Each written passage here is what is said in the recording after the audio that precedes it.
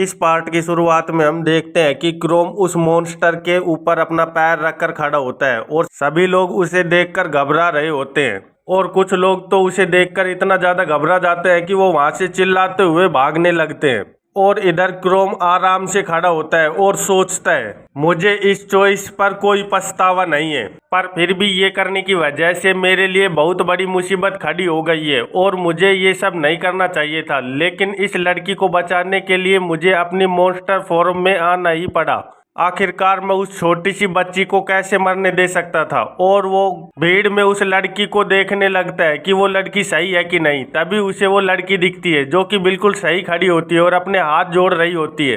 तो उस लड़की को सही सलामत देखकर क्रोम सोचता है भगवान का शुक्र है कि ये लड़की तो कम से कम ठीक है, अब मेरे साथ जो होगा वो तो देखा जाएगा। और हम देखते हैं कि उस लड़की का फादर उसके पास आते हुए उसे अपनी गोद में लेते हुए कहता है, हे मॉन्स्टर, मेरी लड़की से दूर रहे, नहीं तो मैं तुझे जान से मार दूंगा। और ये सुनकर क्रोम भी एकदम से रुक जाता है और सोचता है क्या अभी मैंने इसकी लड़की की जान बचाई है और ये मुझे ही मारने पर उतारू हो रहा है। पर तभी वहां मौजूद दूसरी एडवेंचरर लड़की अपनी तलवार लेकर क्रोम पर अटैक कर देती है, लेकिन क्रोम अपनी शेप शिफ्टर की फॉर्म में होने की वजह से उसका हाथ बहुत ज्यादा स्ट्रोंग होता है और वो अपने हाथ से ही उस तलवार को रोक लेता है। तो वो लड़की कहती है वैसे तो मुझे तुम्हारे बारे में कुछ तो अलग लग रहा है, लेकिन तुम अगर देखा जाए तो एक मॉन्स्टर हो और मैं एक मॉन्स्टर हंटर, तो मैं आज तुझे यहीं खत्म कर दूंगी। तो क्रोम कहता है मैं तो एक शेप शिफ्टर हूँ। तो वो लड़की कहती है ओह, तो तुम एक ऐसे मॉन्स्टर हो जो कभी भी ह्यूमन का फॉर्म लेकर उनके बीच सरप्राइज अटैक करते हो ताकि तुम उन्हें आराम से मार सको। ये तो उससे भी ज्यादा खतरनाक है जो अटैक पिछले वाले मॉन्स्टर ने किया था, इसलिए तुम्हें मारना तो बहुत ज्यादा जरूरी है। अगर मैंने तुम्हें नहीं मारा तो तुम मानव जाति के लिए खतरा पैदा कर सकते हो। और इधर वहां मौजूद लोग जोर जोर से चिल्ला रहे होते हैं हमारा तो काम हो गया खत्म, आखिरकार ये इतने ज्यादा मॉन्स्टर आ कहां से रहे हैं।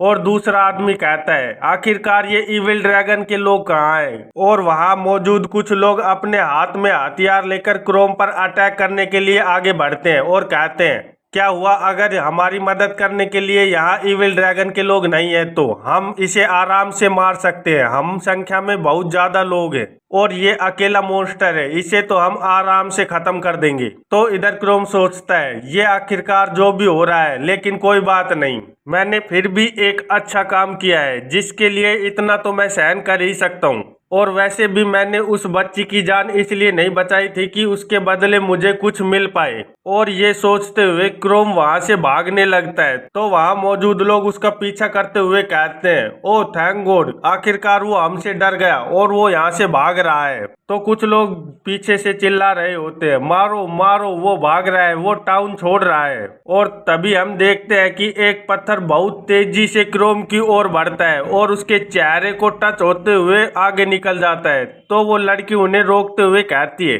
तुम कमजोर लोग उसे प्रोवोक कर रहे हो, अगर वो गुस्से में आ गया तो तुम्हारे दो टुकड़े कर देगा। वो एक मॉन्स्टर है, अगर तुम उसे ज्यादा गुस्सा दिलाओगे तो हो सकता है कि वो वापस आकर तुम पर अटैक करे। और मन में सोचती है वो कोई नॉर्मल शेप शिफ्टर नहीं है, वो कुछ समय पहले मुझसे बातें कर रहा था, इसका मतलब ये है कि उसने हमारी भाषा भी जान ली है और शायद वो बहुत समय से हमारी सोसाइटी में घूम रहा है और हमारे तौर तरीकों को सीख रहा है। ये तो और भी ज्यादा खतरनाक होता जा रहा है और मुझे उसे खत्म करना होगा जिससे पहले कि वो और ज्यादा इवोल्व हो जाए और हमारे लिए बड़ा खतरा बन जाए। तभी वो छोटी बच्ची बोलती है ओ निशान, क्या तुम उसे मारने जा रही हो। ये सुनकर वो एडवेंचरर लड़की एकदम से शॉक हो जाती है और वहीं रुक जाती है और फिर उस छोटी बच्ची से कहती है बेटा वो एक आदमियों को खाने वाला मॉन्स्टर है, वो किसी को भी नहीं छोड़ेगा, अगर हम उसे नहीं मारेंगे तो वो सभी के लिए खतरा खड़ा कर सकता है। और तभी उस बच्ची का पिता आकर उसे कहता है मान लो वो एक डरावना मॉन्स्टर था जो इतने टाइम से हमारे बीच खड़ा था, हो सकता था कि वो तुम्हें भी मार देता। तो मान लो बड़े ही क्यूट अंदाज से कहती है ये सच में कितना वियर्ड है डैडी। और यहाँ मौजूद सभी लोग और उस बच्ची का इतना कहते ही सभी लोग उस बच्ची पर ध्यान देने लगते हैं और फिर वो बच्ची कहती है मुझे पता है कि वो दिखने में बहुत ही ज्यादा डरावने लग रहे थे, लेकिन उन्होंने हमें प्रोटेक्ट करने के लिए मॉन्स्टर के साथ लड़ाई की और हमारे शहर को बचाया है। तो मालो का पिता जल्दी से कहता है, ये और कुछ नहीं, बस एक कोइंसिडेंस है। तो मालो कहती है, लेकिन जब वो उस मॉन्स्टर को मारने के बाद उसने मेरी तरफ देखा था तो उनकी आंखों में मेरे लिए बहुत ही ज्यादा चिंता दिखाई दे रही थी। आप सभी ने तो उसे देखा ही था ना, ऐसा लग रहा था जैसे वो ये चेक कर रहा है कि मैं सही हूँ कि नहीं। और ये सब सुनकर वहां मौजूद सभी लोग भी सोच में पड़ जाते हैं। आखिरकार मालो सही कह रही है, क्योंकि वो तो मालो को बचाने के लिए ही उस मॉन्स्टर के फायर अटैक को अपने ऊपर ले लिया था। पर वो लेडी एडवेंचरर क्रोम को मारने के लिए तैयार रहती है और वो आगे बढ़ने लगती है। पर तभी एक आदमी उसे पीछे से पकड़ते हुए कहता है, आखिरकार तुम क्या कर रही हो? और हमें इस लेडी एडवेंचरर का नाम पता चलता है और इसका नाम मीरा होता है। तो वो आदमी कहता है, मीरा, मैंने तुम्हें पहले ही कहा था कि हमें यहाँ लो प्रोफाइल रखनी है। तो मीरा कहती है, कैप्टन एलेंट, मैंने ये जानबूझकर नहीं किया, क्योंकि यहाँ के इंसानों की जान खतरे में थी, इसलिए मुझे ये सब करना पड़ा। और अब जब वो मॉन्स्टर भाग रहा है तो मुझे समय रहते ही उसे खत्म कर देना है, ताकि वो दोबारा टाउन में आकर इंसानों पर हमला ना कर पाए। तो एलेंट कहता है, इससे कोई फर्क नहीं पड़ता और ये हमारे लिए कोई भी जरूरी बात नहीं है, बस पीछे हट जाओ, नहीं तो यहाँ इविल ड्रैगन के लोग हमें नोटिस कर लेंगे और हमें उनकी और ज्यादा अटेंशन नहीं चाहिए। तो मीरा कहती है, लेकिन मैं कैसे पीछे हट जाऊं, यहाँ एक बहुत ही खतरनाक मॉन्स्टर है। तो कैप्टन एलेंट उसकी बात को बीच में ही काटते हुए कहता है, अगर रॉयल नाइट को ऑर्डर मिला है कि उन्हें होल ऑफ डिजास्टर के पास जाकर इविल ड्रैगन्स के गार्ड सेंस को देखना है, तो हमें बिना मतलब के ही उन्हें प्रोवोक कर हमारे साथियों की जान खतरे में नहीं डालनी चाहिए। ये काम हमें चुपचाप करना है, इसलिए हमें अपनी प्रोफाइल को लो रखते हुए यहाँ सभी पर ध्यान देना है, क्योंकि इस बार का मिशन हमारा चुपचाप करना है। तुम समझ रही हो ना मैं क्या कह रहा हूँ? तो मीरा कहती है, जी कैप्टन एलेंट, मैं समझ गई हूँ कि मुझे क्या करना है, आप चिंता ना करें, मैं आगे से ऐसी कोई हरकत नहीं करूंगी कि इविल ड्रैगन्स का ध्यान हम पर जाए। पर मैं आपको रिपोर्ट देना चाहती हूँ, यहाँ टाउन में एक डीमन था और जब मैं उसके साथ लड़ाई कर रही थी तभी वहाँ एक और मॉन्स्टर अपेयर हुआ, जो कि एक शेप शिफ्टर था। और वो शेप शिफ्टर मुझे कोई आम मॉन्स्टर नहीं लग रहा था, क्योंकि वो बहुत ही ज्यादा इंटेलिजेंट था। इतना इंटेलिजेंट मॉन्स्टर मैंने कभी अपनी लाइफ में नहीं देखा था। वो सच में ही नॉर्मल मॉन्स्टर से अलग था।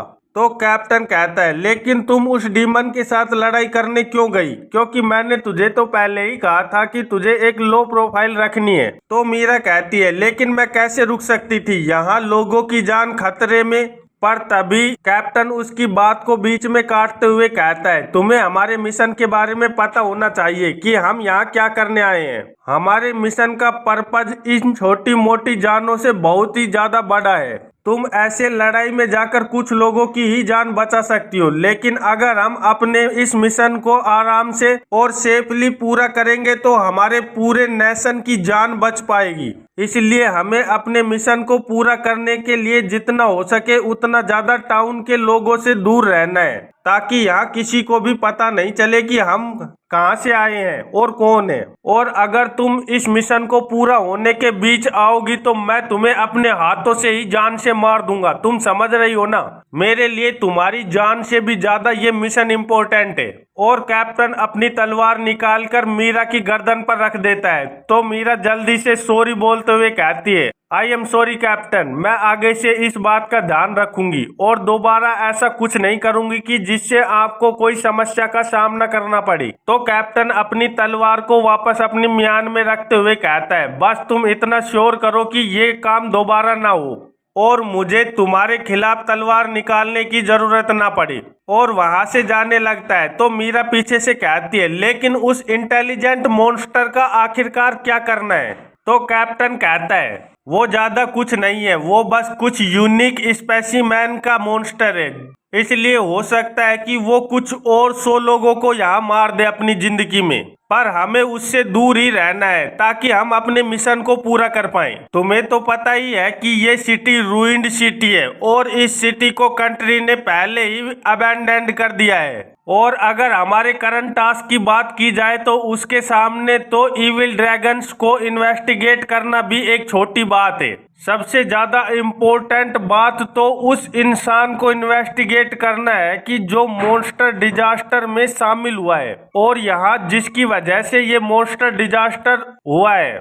हमें तो बस उस ही रेड इविल ऑरा वाले इंसान को ढूंढना है। मेक श्योर कि तुम इस बात को दोबारा ना भूलो और हमेशा इसी बात के आगे बढ़ती रहो। तो मीरा यस सर कहती है और उनका कैप्टन उसकी तरफ ऐसे सीरियसली देखता है कि जैसे उसे अभी मार देगा।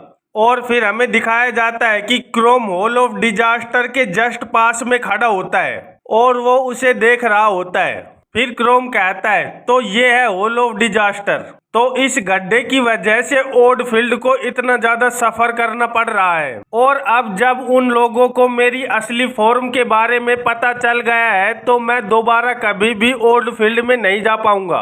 पर इससे मुझे कोई फर्क नहीं पड़ता। मुझे तो बस अब किसी भी कीमत पर इस हॉल ऑफ डिजास्टर को क्लियर करना है ताकि ओडफील्ड वापस से एक अच्छी जगह बन पाए और उनका डर निकल जाए, ताकि ओल्डफील्ड मॉन्स्टर्स के खतरे से बिल्कुल सेफ हो जाए और वापस से एक खुशहाल टाउन बन पाए। और इसकी वजह से इविल ड्रैगन्स भी यहाँ से चले जाएंगे। और जब मैं ऐसा करूँगा उसके साथ साथ ही मेरा लेवल अप भी हो जाएगा और मैं इवोल्व भी कर जाऊँगा। और जब मेरे को एक न्यू फॉर्म मिल जाएगी तो मैं अपनी नई स्किल्स के साथ वापस से कैपिटल में चला जाऊंगा। और फिर हमें क्रोम की स्टेटस विंडो दिखाई जाती है जहां उसका लेवल 25 आउट ऑफ 50 होता है। और फिर हमें चर्च के बाहर का सीन दिखाया जाता है जहां फादर जोर से चिल्ला रहा होता है, सैली चैन 1 मिनट रुको, तुम इतनी ज्यादा जल्दबाजी क्यों कर रही हो। तो सैली कहती है आई एम सॉरी फादर, लेकिन मैंने अपना माइंड बना लिया है और मुझे ये करना ही है। और ये कहते हुए सैली एक और भागने लगती है और पीछे से फादर चिल्ला रहा होता है सैली चैन। तो सैली भागते हुए सोचती है जब से ये मॉन्स्टर डिजास्टर चालू हुआ है तब से ये इविल ड्रैगन्स भी दिन ब दिन खतरनाक होते जा रहे हैं। मैं अब और ज्यादा इंतजार नहीं कर सकती। मुझे ऐसा लगता है कि मैं अब जल्दी ही ताकतवर हो जाऊंगी और इन्हें रोक पाऊंगी। इसलिए मुझे जल्दी से जाकर वहां हॉल ऑफ डिजास्टर को चेक करना चाहिए, क्योंकि अगर मैं ऐसा नहीं करूंगी तो मुझे नहीं पता कि कल उन बच्चों को कितना ज्यादा खतरा उठाना पड़ सकता है। और अब तो ना तो इविल ड्रैगन्स और ना ही नाइट्स हमारे ओडफील्ड को प्रोटेक्ट कर पा रहे हैं। इसलिए ये काम मुझे ही करना होगा और मेरे अलावा इस काम को कोई नहीं कर सकता। इससे कोई फर्क नहीं पड़ता कि ये काम कितना ज्यादा खतरनाक है। मैं सैली चैन अकेली जाकर उस हॉल ऑफ डिजास्टर को क्लियर करूंगी और इस टाउन को बचाऊंगी। और इसी के साथ इस चैप्टर का अंत हो जाता है। तो फिर मिलते हैं एक नए चैप्टर में, तब तक के लिए बाय बाय।